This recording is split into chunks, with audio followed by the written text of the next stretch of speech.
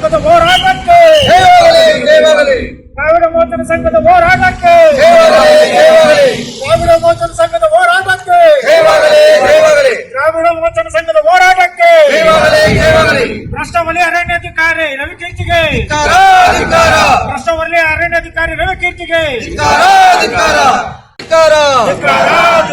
ಭ್ರಷ್ಟಾರಣ್ಯಾಧಿಕಾರಿ ರವಿಕೀರ್ತಿಗೆ ಹೇಳಿ ಧಿಕ್ಕಾರ, ರವಿಕೀರ್ತಿಗೆ ಹೇಳಿ ಧಿಕ್ಕಾರ, ಉಪಬಾಕಾರ ಅರಣ್ಯಾಧಿಕಾರಿ ರವಿಕೀರ್ತಿಗೆ ಹೇಳಿ ಧಿಕ್ಕಾರ, ಧಿಕ್ಕಾರ, ರವಿಕೀರ್ತಿಗೆ ಧಿಕ್ಕಾರ, ಧಿಕ್ಕಾರ. ರವಿಕೀರ್ತಿಗೆ ಧಿಕ್ಕಾರ.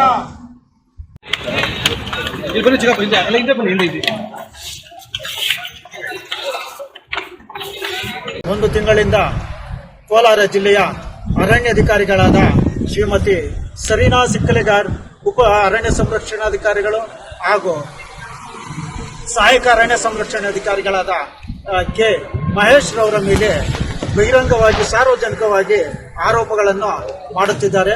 ಈ ಆರೋಪಗಳೆಲ್ಲವೂ ಸತ್ಯಕ್ಕೆ ದೂರವಾದಂಥದ್ದು. ಮತ್ತೆ ಈ ಅಧಿಕಾರಿಗಳು ಹಿಂದಿದ್ದ ಉಪ ಅರಣ್ಯ ಸಂರಕ್ಷಣಾಧಿಕಾರಿಗಳಾಗಿದ್ದಂಥ ಏಡುಕೊಂಡ್ಲರವರು ಮತ್ತು ಈಗಿರುವಂಥ ಉಪ ಅರಣ್ಯ ಸಂರಕ್ಷಣಾಧಿಕಾರಿಗಳಾದ ಸರೀನಾ ಸಿಕ್ಲೆಗಾರ್ ರವರು ಹಾಗೂ ಸಹಾಯಕ ಅರಣ್ಯ ಸಂರಕ್ಷಣಾಧಿಕಾರಿಗಳಾದ ಕೆ ಮಹೇಶ್ ರವರು ಜಿಲ್ಲೆಯಲ್ಲಿ ಸುಮಾರು 3,500ಕ್ಕಿಂತಲೂ ಹೆಚ್ಚು ಅರಣ್ಯ ಒತ್ತುವರಿ ಭೂಮಿಯನ್ನು ಒತ್ತುವರಿ ತೆರವುಗೊಳಿಸಿದ್ದಾರೆ. ಮತ್ತೆ ಅದೇ ಕಾರ್ಯದಲ್ಲಿ ಪ್ರವೃತ್ತರಾಗಿದ್ದಾರೆ. ಅವರ ಮೇಲೆ ಇತ್ತೀಚೆಗೆ ತಾನೇ ಅವರಿಗೆ 2020ರಲ್ಲಿ ಅವರ ಕಾರ್ಯಕ್ಷಮತೆಯನ್ನು ಕಂಡು ಮಹೇಶ್ ರವರಿಗೆ ಮುಖ್ಯಮಂತ್ರಿಗಳ ಪದಕ ಕೂಡ ಲಭಿಸಿತ್ತು.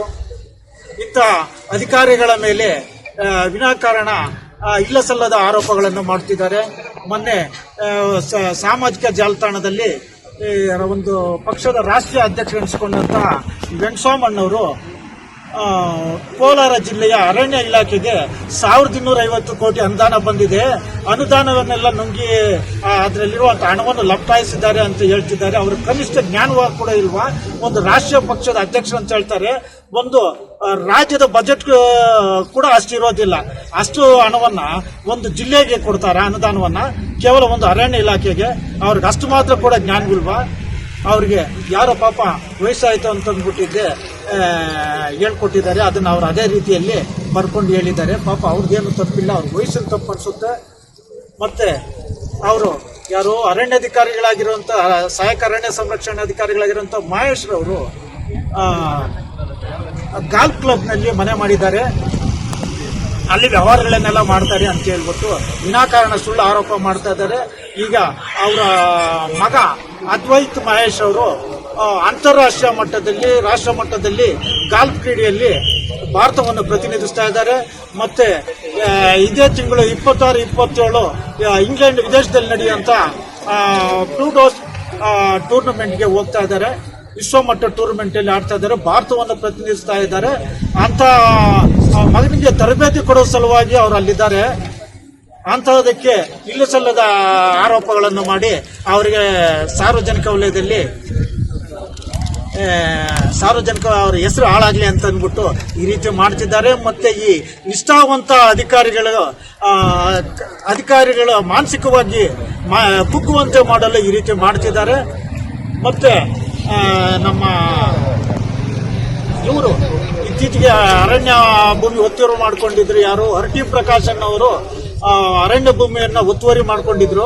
ಆ ಒತ್ತುವರಿ ಭೂಮಿಯನ್ನ ಅರಣ್ಯಾಧಿಕಾರಿಗಳು ತೆರವುಗೊಳಿಸಿದ ಕಾರಣಕ್ಕಾಗಿ ಅವರು ವಿದೇಶದಲ್ಲಿ ನಡೀತಾ ಇರುವಂತ ಗಾಲ್ಫ್ ಟೂರ್ನಮೆಂಟ್ಗೆ ಅದ್ವೈತ್ ಮಹೇಶ್ ಅವರನ್ನ ಅವರ ಮಗನನ್ನ ಟೂರ್ನಮೆಂಟ್ಗೆ ಕರ್ಕೊಂಡು ಹೋಗೋದಕ್ಕೆ ಅನುಮತಿ ಕೊಡಬಾರದು ಅಂತ ಅಂದ್ಬಿಟ್ಟು ಸರ್ಕಾರಕ್ಕೆ ಪತ್ರ ಬರೀತಾರೆ ಅಂತ ನೀಚ ಮಟ್ಟಕ್ಕೆ ಇಳಿದಿದ್ದಾರೆ.